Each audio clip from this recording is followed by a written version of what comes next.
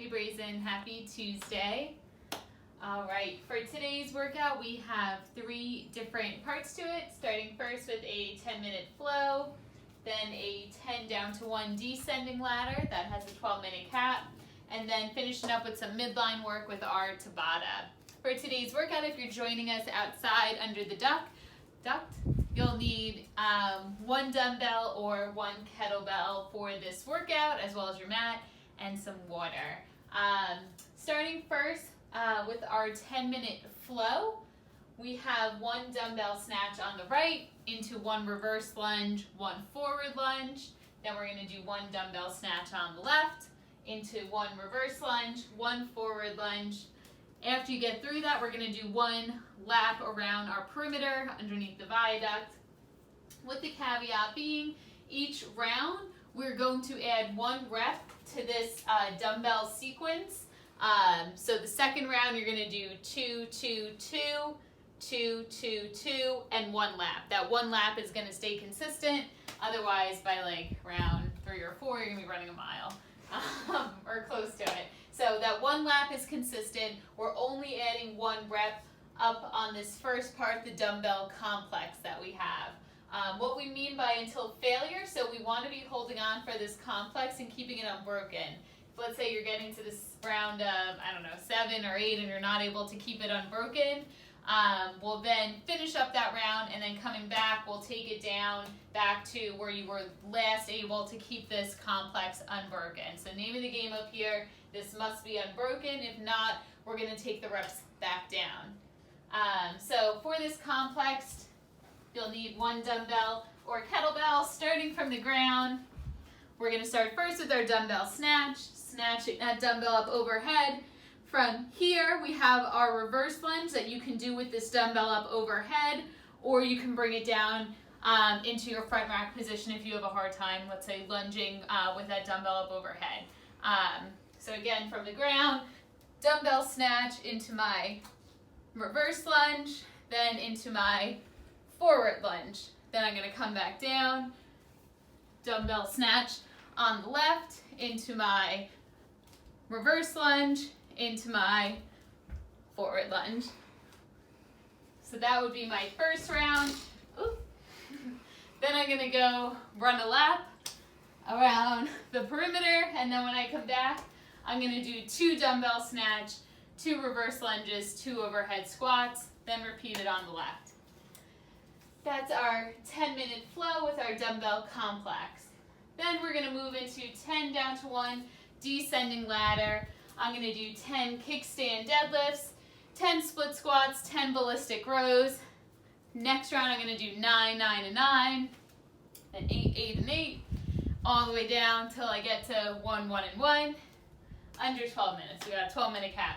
So starting first with these kickstand deadlifts, these are a really good modification or progression rather for your single leg deadlift. So we've done single leg RDLs before, if you struggle with those, this is a really good movement to use as a progression to work on building up that single leg strength, work on building up the balance that you need to do those single leg RDLs. So think of this as a progression.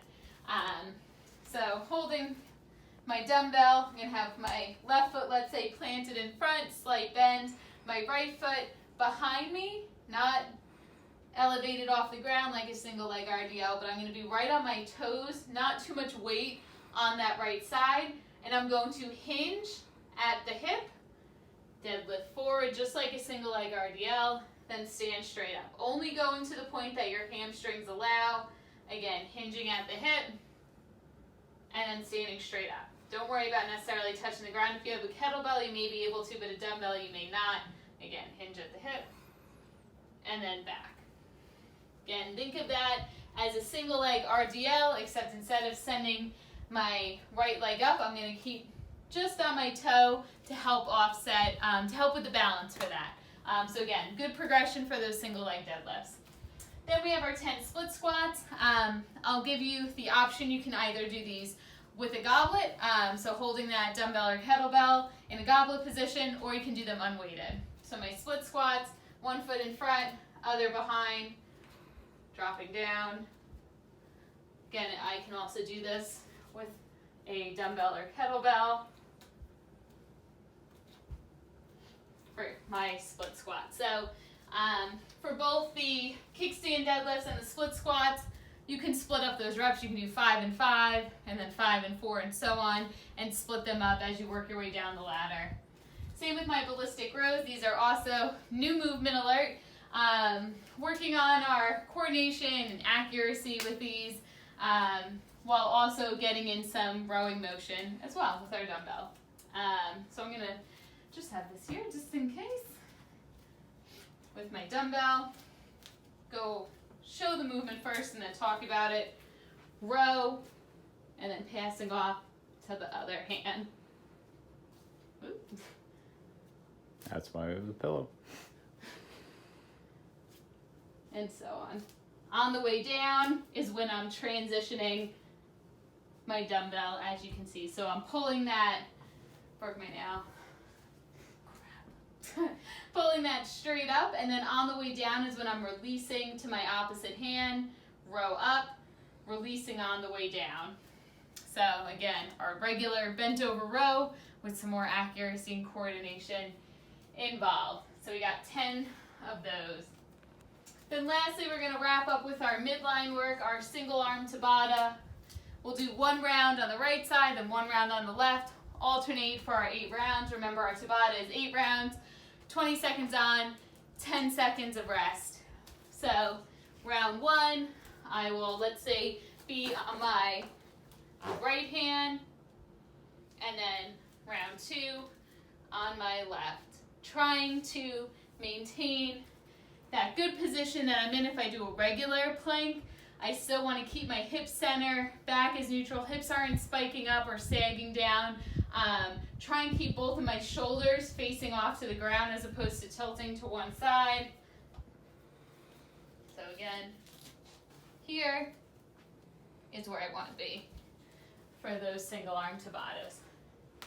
So that's what we have going down tomorrow. If you're joining us, don't forget your mat, water, 1 dumbbell or 1 kettlebell, and we'll see you out there.